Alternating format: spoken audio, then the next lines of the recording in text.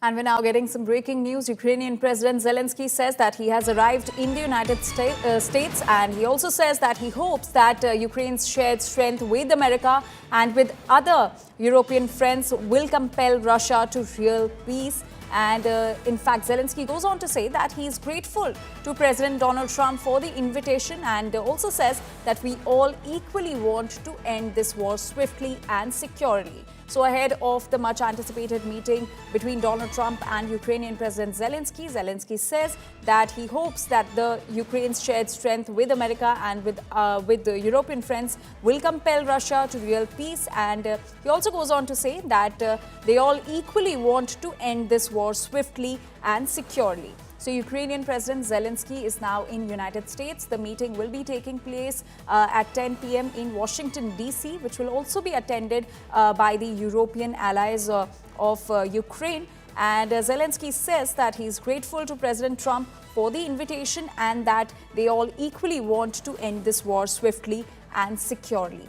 India Today Global's Pranay Upadhyay is now joining us with more details on this. Pranay, Zelenskyy ahead of the meeting says that they all equally want to end this war swiftly and securely, but we already saw the demand that has been made by the Russian side. And also we saw Donald Trump saying a no to Ukraine's NATO demand. So will Ukraine have to soften its stance, change its stand that it has been, the demands that it has been making if we talk about NATO or if we talk about the territories?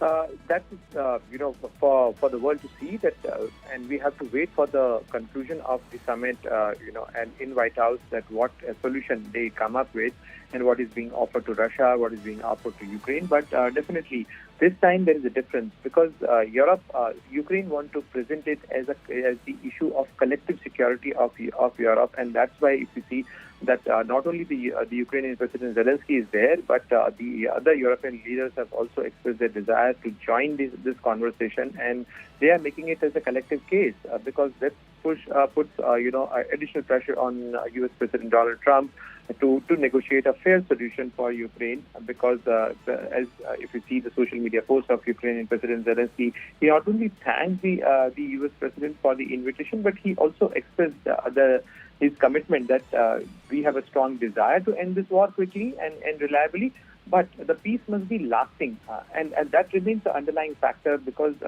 he mentioned about in his social media post that the security guarantees were given in 1994 as well, because you remember, Anjali, that when Soviet Union disintegrated and Ukraine became an independent country, Ukraine had some nuclear weapons of the Soviet legacy, and at that point of time, Russia and Ukraine negotiated and denuclearized Ukraine in lieu of a security guarantee. So President Zelenskyy reminded the global community, especially the United States, that security guarantee given in 1994 did not work. Also in Crimea, nobody stood up, and Russia used that land grab as a springboard, and thereafter, again in 2022, they took another, two regions, Donetsk and Luhansk region of Ukraine, and thereafter we see, the kind of conflict which is going on, and around 19 to 20% of the Ukrainian territory is still in Russian possession.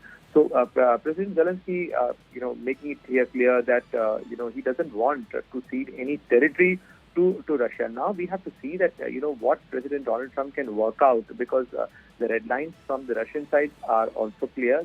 They have said that no NATO inclusion for Ukraine. Also, some territory swap, President Putin has also indicated, but what those territory would be, because the Russian-speaking Donetsk and Luhansk region, which are under the control of Russian forces right now, that was the reason, and that is how the entire conflict started, because in Ukraine he wanted Russian language to be included in the curriculum and to be recognized as a national language, especially the linguistic identity of Donetsk and Luhansk region, which are share borders with Ukraine, with Russia, and now they are both the states of Ukraine have declared their independence and then integration in Russian Federation. So a lot of things have happened in between since 2022. So now President Zelenskyy is in Washington D.C. to hold talks with U.S. President Donald Trump post Alaska summit, but also now he is being accompanied by the other European leaders as well, and they are making it as a case of the collective NATO security and the European security. Right. Pranay, as you mentioned that the European leaders will also be attending this meeting. So will it be a joint meeting, or Trump will be meeting Zelenskyy first and then the rest of the leaders? I think President Zelenskyy will be meeting him first, and thereafter there will be some meetings, because there's the schedule given by the U.S. presidency at the White House. They say that there are multilateral meetings with the European leaders. The arrival is at around 15 p.m. local time, and thereafter the leaders will arrive and participate in a bilateral meeting with the Ukrainian president first at 1:15 p.m. and thereafter the President Donald Trump and the European leaders will have a stakeout with Ukrainian president, and thereafter there will be a meeting with the European leaders as well. So we do not know exactly right now what will be the structure of the meeting per se, because I think the first meeting will be with the Ukrainian president, and thereafter the other European leaders will join, and then there could be a press event as well thereafter. All right, Pranay, thank you so much for getting us all those details.